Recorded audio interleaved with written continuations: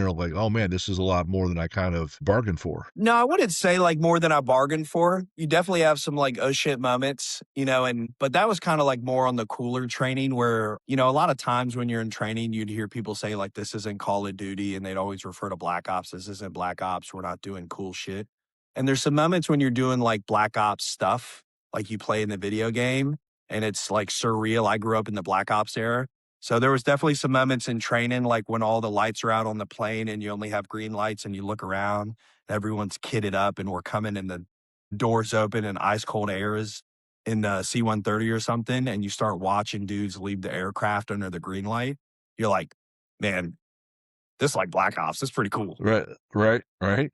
Or you got like nods on and like CH-47, you're doing like an air assault mission and like the tailgate comes down and you see everyone under the nods run out and like lay down. You're like, I don't know, man, this is kind of like Black Ops.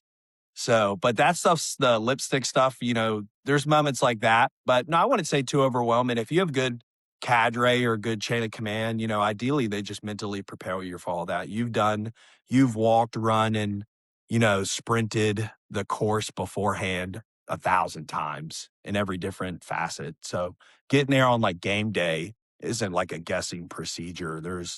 It should just be rehearsing at that point. We've already tangoed 1,000 times. We just have to do it live now. Gotcha.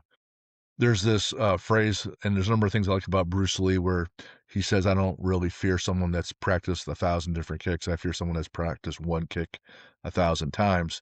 And so I Mhm. couple that thought with the information you just said about those cadres when they're teaching you. It was like it was scripted, it was verbatim, it was so granular and consistent that it helped not make you guys robots, but completely systematic in your training and your approach to a really serious thing. Mhm. Talk about how that same approach occurs training fighters. It does. Yeah. So obviously you want to take out the guesswork and, if you've fought or done any type of hard training, like as fatigue sets in, your mind starts to wander and like you have all these thoughts. So if you can replace that with like a systematic, approach or saying, that someone can refer to in times of pain, then it helps, like check canopy, gain canopy control is a saying you hear 1,000 times. It's essentially like look up at your parachute, make sure it's opened, and then control it so you don't die. And it's like the first time you're falling out of the aircraft. Like I remember the first time I was counting, you have like a count to make sure your chute deploys.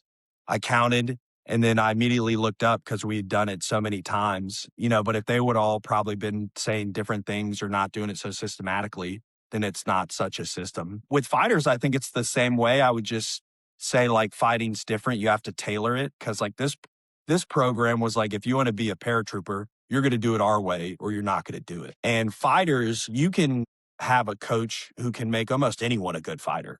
He just does it. He does the same thing, but he does it at an approach that works for them. And then you have some coaches who are like cadre, where like if you're either going to fight the way I want you to, or you're just going to not fight, or you're going to be bad, Like some fighters respond better to super hard sparring. Like we're just going to spar hard all the time. And, some fighters do great with that and they make careers off it. And then some do great tech sparring where like we're not going to hit as hard, but we're going to do a lot of movement, a lot of flinching and stuff. And I think the biggest thing is coaches, can see what's advantageous to grow each fighter. And then they do kind of the independent plan. Like I might train one fighter different than I would train another, but they're both great fighters. Yeah, and the cadre way is you'll hear him saying all the time, if you want to be airborne, you got to do it my way. Essentially, like we're going to do it this way, or you're not going to do it.